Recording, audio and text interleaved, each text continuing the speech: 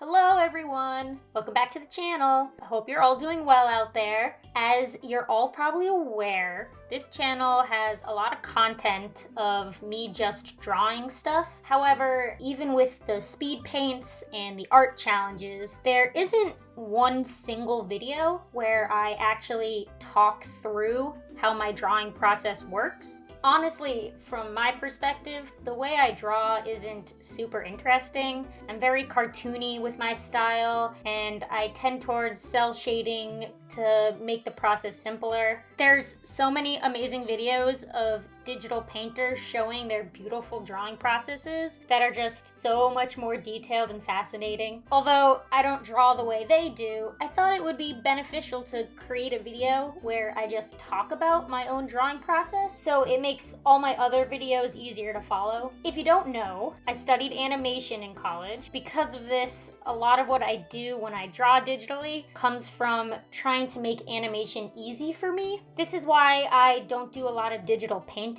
and I use line art and the fill tool and whatnot. In animation, the simpler the better. This not only applies to character design, but the art style as well. If you look at a lot of Western cartoons, you'll notice they don't even shade anything unless it's supposed to be setting a mood. This is to help reduce the production time, since they're usually producing a lot of episodes in a short chunk of time. My personal animation work applies this a lot. I either don't shade or I cell shade stuff. If you don't know what cell shading is, it's when instead of fully painting or rendering out a drawing, you show the shadows and highlights through having a single block of color instead of a gradient of colors. It gives things a much more cartoony look than if you painted it. The name comes from the use of cells in old traditional animations. They are those transparent sheets that have a single frame of animation painted on it. This style was originally coined for the flat look of traditional animations, but it now also applies to the hard lines that we see in modern cell shading. If you are someone who is new to digital art, I highly suggest starting with learning cell shading, even if you want to go into full digital paintings. Especially when learning a new program, understanding cell shading will help develop not only your understanding of that program, but your understanding of lighting and tones. For this little dive into my drawing process, I'm going to be using Photoshop. This is the digital computer program I'm most comfortable with. I have the whole Adobe suite since I use everything it offers. Photoshop for drawing and photo editing, Animate for animating, Illustrator for graphic design, Audition to edit sound, Premiere to edit videos, and After Effects for motion graphics. If you are someone who thinks they want to delve into all of these things, I would highly suggest Adobe. It is expensive, but if it's for work, you can write it off in your taxes. And if you're a student, you can get a student discount. Adobe products are an industry standard, so if in the future you are thinking of working in an art field, definitely look into the products, because more likely than not, you will have to use at least one of them at a job. The exception is for Toon Boom programs for animation purposes, but a lot of shows do use Animate, which is formerly known as Flash. However, if you don't want to pay for all of these things, that is totally fine too. There are a lot of cheaper or even free art programs out there that I know a lot of people use as well. I personally don't use them since I am so used to the Photoshop UI that when I tried to use Clip Studio Paint one time, I got so lost and confused as to where the buttons were and why none of my hotkeys were working that I just went right back to Photoshop. So even though everything I'm doing here is on Photoshop, I have not seen a drawing program that doesn't offer these exact same things. They may just be in different places in the program. I use Art Studio Pro when I draw on my iPad, and it 100% has all of the same capabilities as Photoshop. All right, let's just jump right on into this, shall we? So the first thing is, of course, figuring out what I want to draw. Most of the time I go into a drawing having a basic idea in my head of what I want to create. Here, I knew I wanted to draw 3 of my characters in a kind of mid-fight pose. I do a lot of rough sketching where I try and figure out the composition of the drawing and the poses that the characters will have. Even then, what I end up with in the final usually changes as I go. I usually sketch with random bright colors that I will later lower the opacity of. This is just so I can visually tell what is a sketch and what part is what, especially here when I have multiple characters overlapping each other. I always start out by drawing rough stick figures of the characters. I also love using the box method, which I can make a whole other video explaining. I learned about it in my human figure course in college, and it has changed everything about how I form bodies. I love it a lot and definitely recommend it, especially if you have a hard time picturing things in a 3D space when drawing 2D. Next, I go into drawing the full bodies. Here I don't draw any clothes or hair. I keep it as blank as possible, besides the face. I want to be sure I have the character's anatomy correct and the poses looking interesting before putting any sort of drapery on them. In order to know how the clothes will sit on the body, you have to understand what is going on underneath them. You'll see I change my mind a lot about how I pose these characters. Some of it is fixing anatomy, realizing some things aren't correctly proportioned. A lot of it is creating a good silhouette. Moving limbs to create gaps makes a much more interesting composition, but also pushes whatever body language you are trying to show. I'm also a big fan of the transform tool. Sometimes your angles just aren't right, and there is nothing wrong with just skewing it a little bit to get what you want. I also play around with the composition, moving the characters around to fill in the blank space, as well as separating them more. Then it's onto the clothes and the hair. These are characters I designed, so the references I used were just other drawings of them that I had. I always put a reference of the characters into my document, no matter what I'm drawing, so I have easy access to what they look like. Here I have the characters in motion, so their accessories need to show this. So hair is flowing out and draped clothing is being affected by the movement.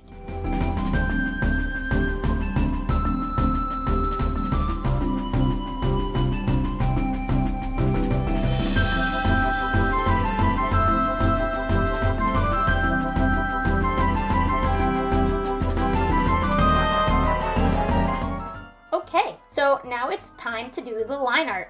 I use the same brush for everything, sketching lines and colors. The only time I ever change brushes is if I'm trying to stylize something. Otherwise, I use the most generic brush the program offers. I always have my pen pressure on so that I don't just make a single size line throughout. For line art, I also turn up my stabilizer. I have a very shaky, heavy hand, so this helps smooth out the lines as I go. It makes much cleaner line art. This is the stage where I refine everything and add little details as needed. I also don't force myself to make every single line connect. There are people who connect every line, and while that may work for them to just use the fill bucket later when coloring, your lines can become so much more interesting if you leave gaps. This is also why I use pen pressure. Having the thickness of your lines change gives you much more interesting line art. It also stops it from looking blocky. You'll notice that I have quite a few folders on my layers. This is important to keep your files organized and your layers named. Folders can help a whole lot with that. I keep every character in a separate layer and separate folder. This makes the process a lot easier since I know exactly what layer is what.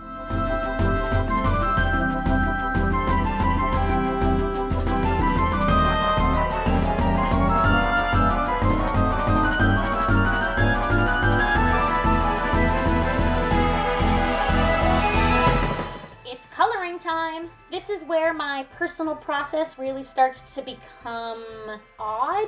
I don't know where I learned this because I have never seen anyone else ever do what I do to color. There was a time in my life when I was told I should keep every single color on a different layer in case I wanted to edit only one part later. But at this point in my life, I am lazy and don't want to deal with huge file sizes.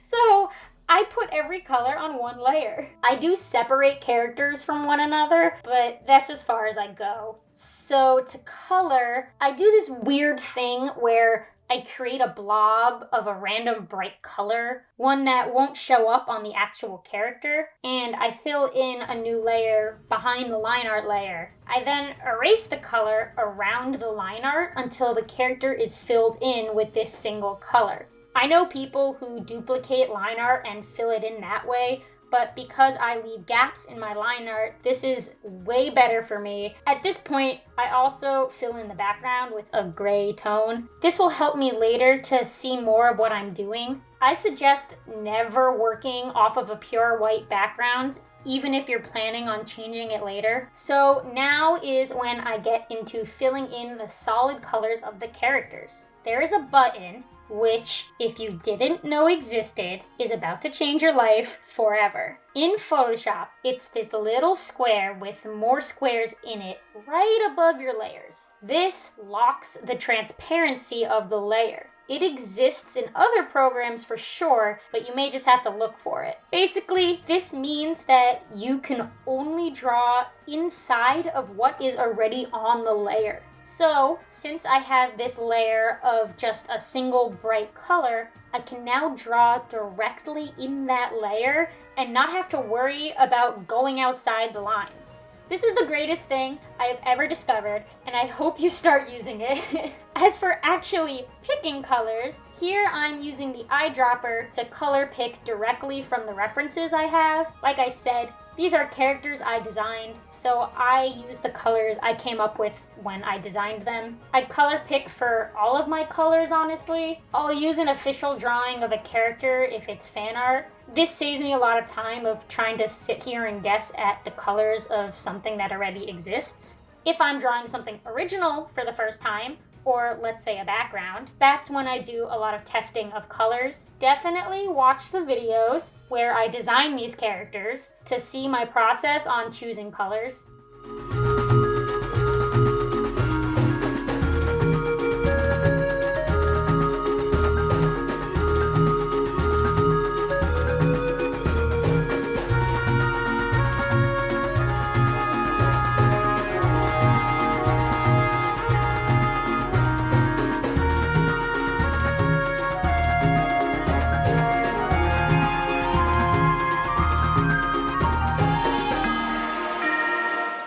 Now comes the fun part of coloring, the shading. Again, my technique is a bit different than a lot of other people, but it's simple and it works really well for me. First thing I do is choose two colors, one for the shadow and one for the highlight. I think of what type of mood I want to set in the drawing. Here, I knew I wanted something in the cool range. I wanted it to be dark and show that this is a fight that they're going into. I ended up choosing purple as the shadow color because of this. I chose yellow, however, for the lighting, since two of the characters will have lightning coming from their hands, and I wanted that to affect the lighting on the characters. If you look at a lot of my other art, you can start to see where using specific colors for the shading creates different moods in my pieces. I have a huge preference for reds and pinks. I honestly can't tell you why. I always create a little palette of these two colors on their own layer, just in case I unpick them and I want easy access to it again. Photoshop lets you have two colors picked at the same time, so this makes everything so much faster. To actually start shading, I make a new layer above the color layer.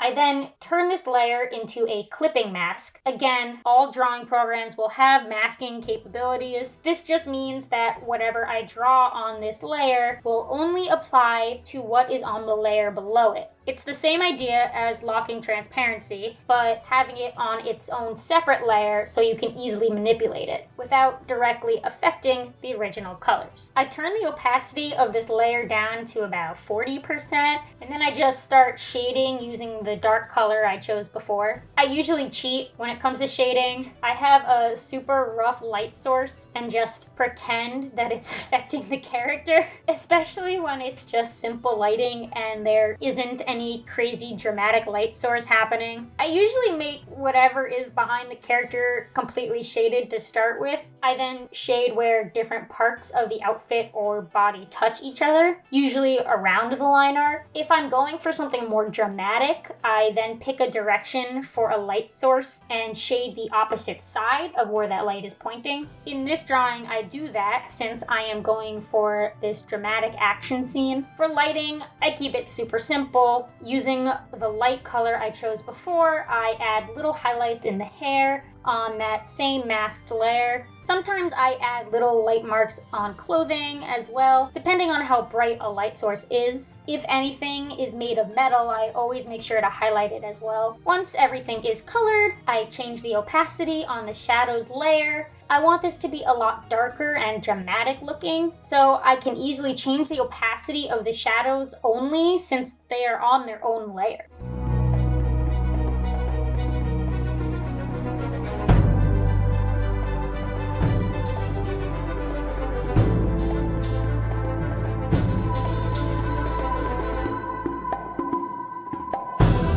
The last thing I do is add a bit of my own flair to the drawing. I add little highlights in the eyes of the characters just so they don't look soulless. I also give a little blush to their cheeks, adding makeup as well at this point if a character is wearing any. This is also where I make the decision to color the line art or not. Using the same layer transparency as before, I will color the line art that is inside of the characters sometimes. This tends to soften things up a bit. I then draw in their superpowers. The two girls have electricity powers and the guy has shadow powers. Things like this, I usually just come up with on the spot. As to how I'm going to implement it, it's a lot of trial and error until I find something I'm happy with. If I had an actual background, everything I did before would apply to it as well. However, this is super crowded, so I'm just going to put a subtle gradient behind them instead. Finally, the last thing I do is add overlays to the drawing. I usually do this with a gradient so the color isn't exactly the same. This also helps push where the light source is coming from. I do this by creating a new layer with a gradient on it and masking it to the folder that contains the entire character. This way, the gradient affects the entire thing. I then change the layer style to overlay and lower the opacity to about 50%. I only started to use overlays in more recent times, but I really love them.